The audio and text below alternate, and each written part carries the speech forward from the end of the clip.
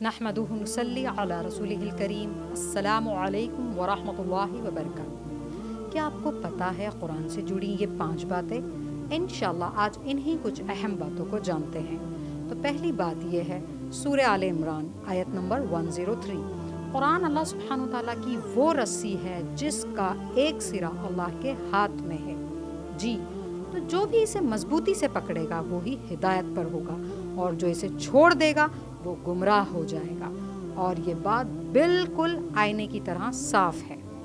دوسری بات، قرآن قیامت کے دن انسان کے حق میں حجت و دلیل ہوگا، اللہ کی بارگاہ میں کھڑا ہوگا اس انسان کے لیے، یا پھر اس انسان کے خلاف دلیل بن کر کھڑا ہو جائے گا خلاف گواہی دینے کے لیے۔ جس کی بھی زندگی قرآن کے مطابق ہوگی اسی کے حق میں دلیل ہوگا، یا پھر جو قرآن کے خلاف اپنا گزر بسر کرتا ہے، اپنی مرضی سے اپنی مرضی کی زندگی جیتا ہے، تو قرآن اس کے خلاف دلیل بن جائے گا، قیامت کے دن اس کے خلاف کھڑا ہو جائے گا۔ اللہم لا تجعلنا منہم، اللہم اجرنا من النار، آمین۔ اور تیسری بات، سورہ فرقان آیت 30، نبی صلی اللہ علیہ وآلہ وسلم قیامت کے دن اللہ سے شکایت کریں گے کہ میری امت نے اس قرآن کو پیٹھ کے پیچھے ڈال دیا تھا۔ اس سے مراد یہی ہے کہ ان کے پاس قرآن تو ہے لیکن عمل کے اعتبار سے نہیں رہا۔ انسان جینا تو چاہتا ہے، زندہ تو رہنا چاہتا ہے، لیکن اپنے مطابق، قرآن کے مطابق نہیں۔ اور چوتھی بات، صحیح مسلم کی حدیث 1897، اللہ سبحانہ تعالیٰ اس کتاب قرآن کی ہی وجہ سے لوگوں کو عروج دے گا، اور اسی کتاب قرآن ہی کی وجہ سے لوگوں کو ذلیل کرے گا۔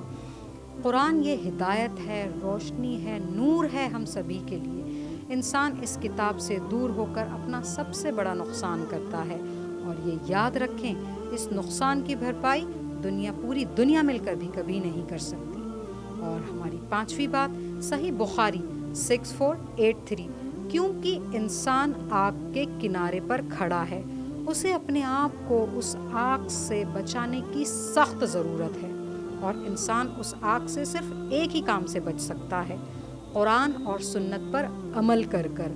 یہ اللہ سبحانہ تعالیٰ کی سب سے بڑی نعمت ہے، سب سے بڑا فضل ہے ہمارے لیے۔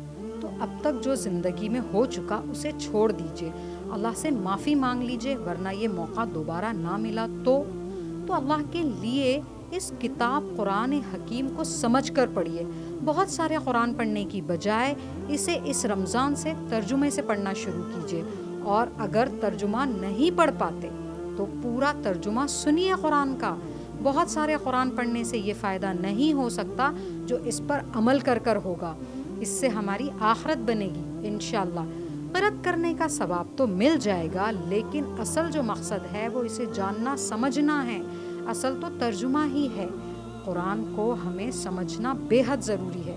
کیا آپ چاہیں گے کہ ہماری آنکھیں ایسے ہی بند ہو جائیں بغیر اس کے کہ اس کائنات کی جو سب سے بہترین چیز ہے اسے جانے بغیر، اسے سمجھے بغیر، اس پر عمل کیے بغیر اس دنیا سے ہم چلے جائیں؟ نہیں نا۔